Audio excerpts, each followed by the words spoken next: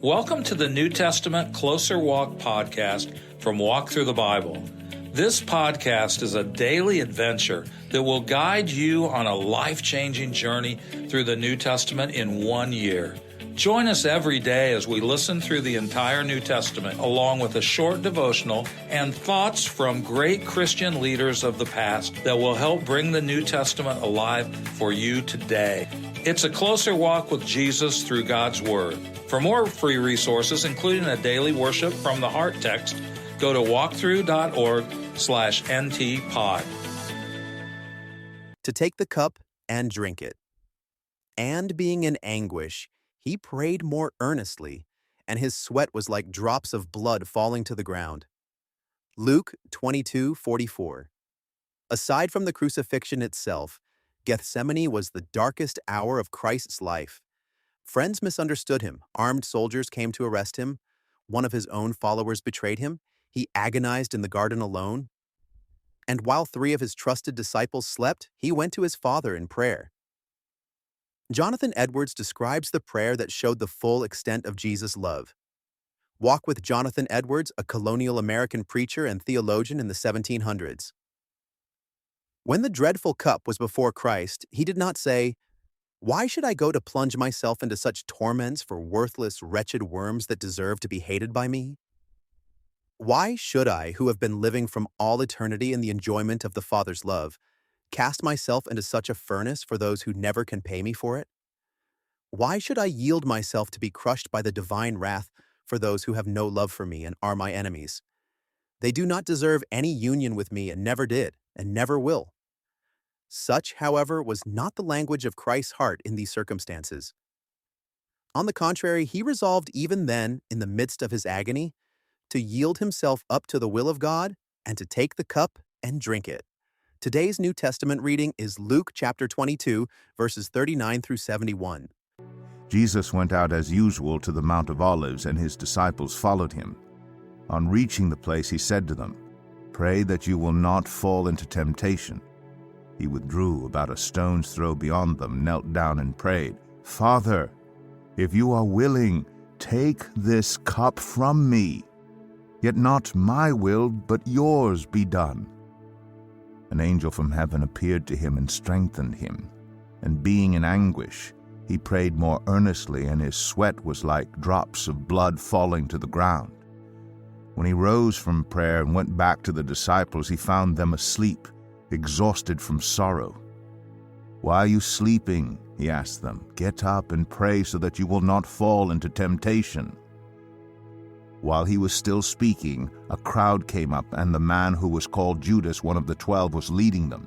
He approached Jesus to kiss him, but Jesus asked him, "Judas, are you betraying the Son of Man with a kiss?" When Jesus' followers saw what was going to happen, they said, "Lord, should we strike with our swords?" And one of them struck the servant of the high priest, cutting off his right ear. But Jesus answered, "No more of this." And he touched the man's ear and healed him. Then Jesus said to the chief priests, the officers of the temple guard, and the elders who had come for him, "Am I leading a rebellion, that you have come with swords and clubs? Every day I was with you in the temple court, and you did not lay a hand on me.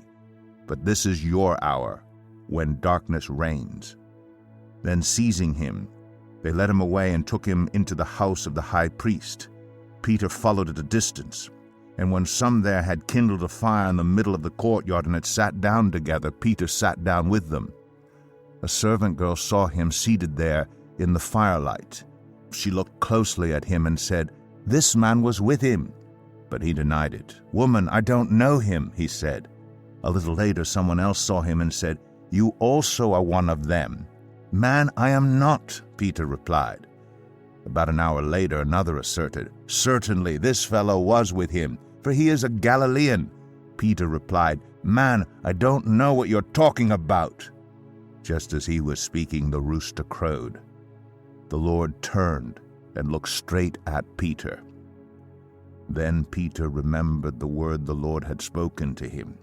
"Before the rooster crows today, you will disown me 3 times." And he went outside and wept bitterly. The men who were guarding Jesus began mocking and beating him. They blindfolded him and demanded, "Prophesy, who hit you?" And they said many other insulting things to him. At daybreak, the council of the elders of the people, both the chief priests and the teachers of the law, met together, and Jesus was led before them. "If you are the Messiah," they said, "tell us."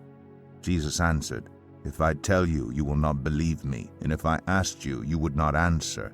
But from now on, the Son of Man will be seated at the right hand of the mighty God." They all asked, "Are you then the Son of God?" He replied, "You say that I am." Then they said, "Why do we need any more testimony? We have heard it from his own lips." A real battle was fought and won in the agony of Gethsemane. If anyone had the right to sidestep undeserved suffering, Jesus had that right. Yet he prayed above all for God's will to be done. To die an undeserved death for undeserving men and women, no one can fully comprehend such love. But any grateful heart can respond in praise and adoration. A heart, for example, like yours.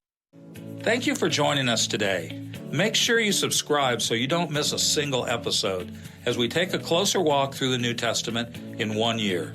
For more free resources, including a daily Worship from the Heart text, go to walkthru.org/ntpod. That's walktru.org/ntpod. Walk through the Bible. Take a walk, change the world.